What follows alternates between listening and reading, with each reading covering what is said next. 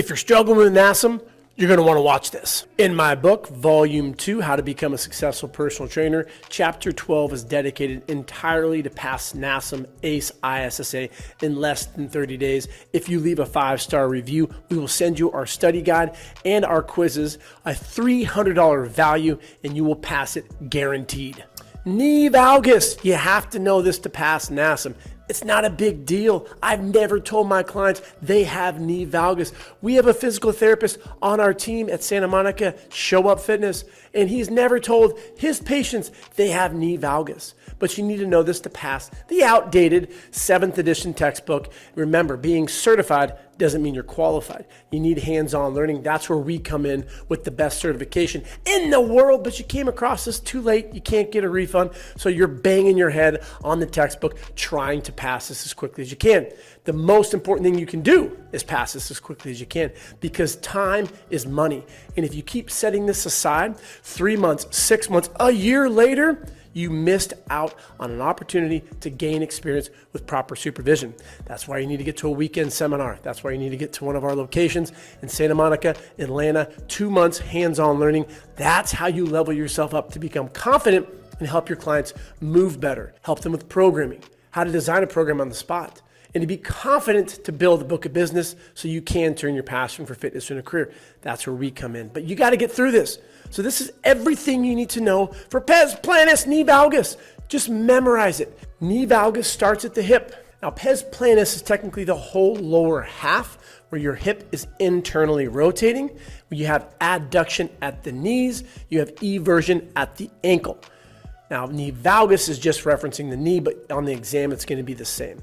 You just need to know the overactive muscles, the underactive muscles. What are you going to do and how you're going to fix it? Because if you don't, client's going to die. So start with the overactive muscles. Gastrocnemius and the soleus. On the posterior shank of the calf, that's going to be these suckers right here. Look how beautiful those are. The calf is overactive. And then we have the adductors at the hip. They're going to pull you internally as well as adduction. So in the frontal plane, we can adduct and abduct. In the transverse plane, we can internally rotate and externally rotate.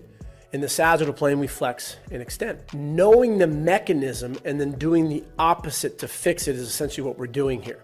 So the other muscles that will be overactive will be your psoas major and your hip flexors. They will use those interchangeably. So if they say hip flexors, that means it's the psoas major. If it's the psoas major, it means it's the hip flexors. You're never going to see your client has pes planus or knee valgus. Which of the following muscles is overactive? Soleus, gastroc, adductors, or your hip flexors. It's going to be 3 underactive muscles, 1 overactive muscle. Or it's going to be 2 overactive muscles with one being upper body and the other being lower body. It's super easy to take this exam, but where you get caught up and why 35% of people fail is because you try to memorize the entire textbook and you get lost in the weeds. Just focus on overactive and what you're going to do to them. The underactive muscles on the front side, anterior and posterior tibialis. We have the glutes at the hip, the maximus and the medius and the minimus, as well as the VMO, vastus medialis oblique muscle. That's just one of the 4 quad muscles on the medial side. That's going to be underactive. So what do we do to underactive muscles? You have to do a 4-2-1-1 tempo. What that means is you're going to strengthen it concentrically and eccentrically, but more on the latter. We want to control the eccentric. So if I'm coming down super slow for 4 seconds, that's the eccentric phase. You're going to pause for 2 isometrically, come up controlled for 1 concentrically, and then hold for another 1. Yes, if we do our math, I know we suck at math today, but that's 8 seconds. 4, 2, 1, 1. And if you're doing 12 to 20 repetitions, it's going to be taking 2 to 3 minutes. That is redonkulous. You would never do that. I've been a trainer for 20 years. I've never done a 4-2-1-1 tempo. Sure, I'll do 12 to 20 reps to strengthen connective tissue. I'm going to control it down. Do not, I repeat, do not count those reps out. 1, 2, 3, 4. Pause for 2, 2, up for 1. How annoying is that? Are you a rep counter or are you a qualified trainer? Getting engaged with your client, showing the value, making sure they're doing proper form, having the right tactile cueing.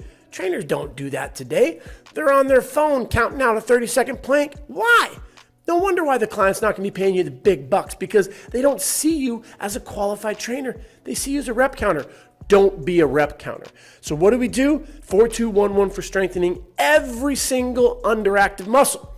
For the overactive muscles, we have to foam roll and stretch. And oh my God, if you don't, you're going to die. Make sure you foam roll and stretch every ounce of the body, because it's so important to do for those nasty overactive muscles.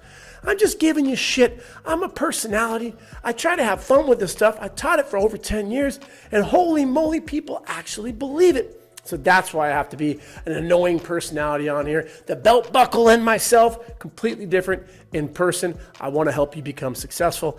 Hell, that's where I wrote the book. Bestseller on Amazon. Volume 2 will get you through this super, super easy, because you focus on what's going to be on the exam. Do not read all 800 pages. And in fact, if someone tells you to read all 800 pages, I guarantee you they don't know what the hell they're doing, because you're never going to be tested on that in real life. You need the people skills. You need the business skills. And you also need the technical skills, not found in this textbook or ACE or ISSA. And that's why 90% of trainers quit within the first year. But that's not you, because you're smart and you understand that our field doesn't require a textbook. It requires the fundamentals of movement, what the muscles are actually doing, and then helping them move in a pain-free range of motion. That's what we teach you. So when it comes to the exercises that you need to know, stability ball, squat, curl, press, cures cancer. You got to do it.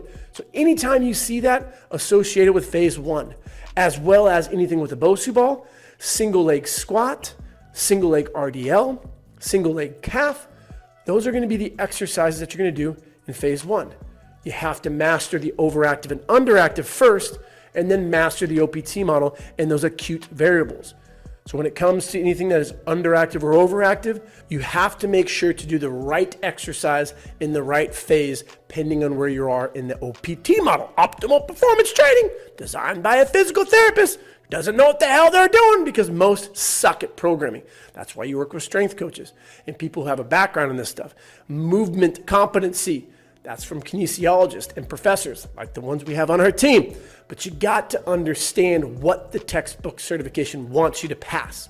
So you have to put in the little dots and make sure to put your NASM hat on, and you will fly through this. We've helped people pass this in less than 2 days. That's how easy it is.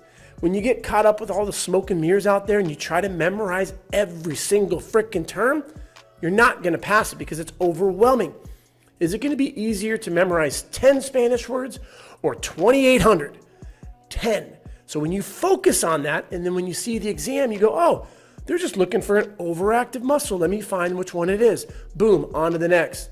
Your client's performing an overhead squat assessment. They have knee valgus. Oh my God. They're going to put a bunch of shit in there. It's going to be confusing, but just take away the main points. Client has knee valgus.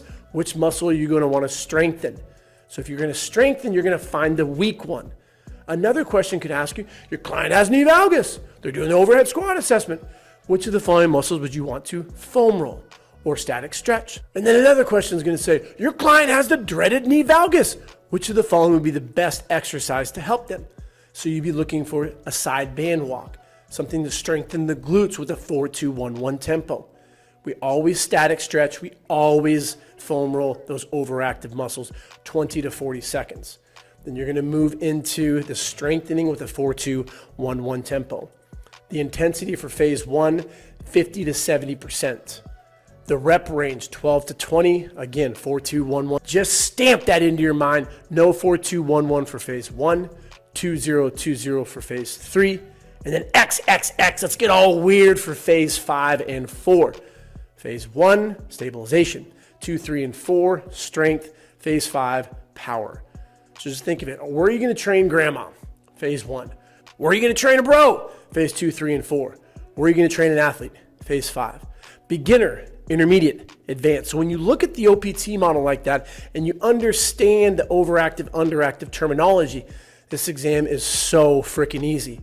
And then you're going to be like, what do I do now? Because it doesn't teach you how to train. That's where you have to level up to become a qualified trainer, which requires supervised experience. The worst thing that I see online, I'm going to go gain experience. Yeah, that's going to work. Do you think you can read a book and then go out there successfully and cut hair without having someone give you pointers? No, you're going to fail. And you're sure as hell not going to go ask your friend Barbara to cut her hair. She's going to be like, screw you, Chris. These suckers are beautiful. I'm going to a professional. But yet that's how the average trainer does it. And that's why we're not respected unless you have a qualified certification like Show Up Fitness. And that's why we've partnered with Lifetime, Equinox. The best gyms out there want our certification. That's why we partnered with them. You could have 3 years of experience and go to a Lifetime, and they probably won't even hire you yet. You have your Show Up Fitness CPT, less than a year of experience, you're going to get hired because they want the best. And that's what we produce. That's why we have the top trainer at Equinox and Lifetime and Crunch. They go through our program. They have confidence. They understand movement, programming, assessing, getting clients out of pain. And that's exactly what you need. So don't fret for this exam. It's super easy. Yeah, if you go on to Reddit, Facebook, they're going to say, oh my God, it's such a hard exam. I failed twice. I'm not calling you an idiot. It is hard to pass something if you try to read 800 pages and the vocabulary is completely new to you. So I'm here for you. I want you to pass NASM, ACE, ISSA as quickly as you can. In my book, Volume 2, there's an entire chapter to help you better understand this vocabulary. So when you do take the test, you finish it in 30 minutes. Whereas before you hear all these horror stories, people talking, it's such a hard exam. It's hard if you're trying to study the entire textbook, which doesn't have hands-on learning. It doesn't have what you need, which is the level up to become a qualified trainer. I'm sorry for being annoying, but this industry is not respected, and it will be respected when you level yourself up, mastering anatomy, mastering programming, and becoming a qualified personal trainer. If you're looking for hands-on learning, we have a 2-month internship to get your certification through Show Up Fitness in Santa Monica and also now Atlanta. So we're on the West Coast and the East Coast. And then you can participate in our 2-day seminars. Every month we go to Lifetime with our partnership. We're going to be in Miami at the end of June. We're going to be in Denver, Parker, Lifetime in the middle of June. Check out our website. I guarantee you in 2 days, you'll learn more than any textbook certification. But more importantly, your confidence is going to grow. It's finally going to make sense, and you absolutely can turn your passion for fitness into a career. Belt buckle trainer, check it out.